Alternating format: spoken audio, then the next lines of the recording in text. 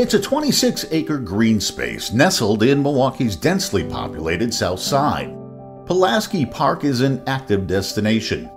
Among its attractions, a newly renovated basketball court, futsal court, a new playground, and a new pedestrian bridge that stretches across the park's natural treasure, the Kinnickinnic River.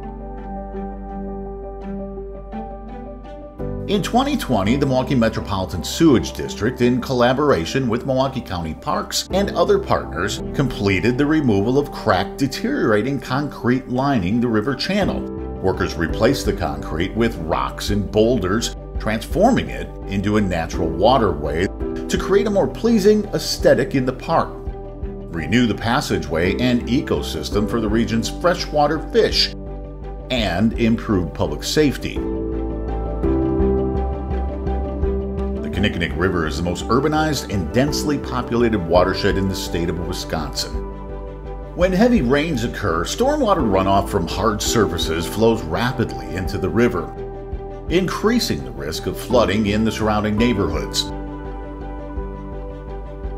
The Pulaski Park project is part of a larger effort to manage dangerous flooding throughout the Kinnickinnic River watershed.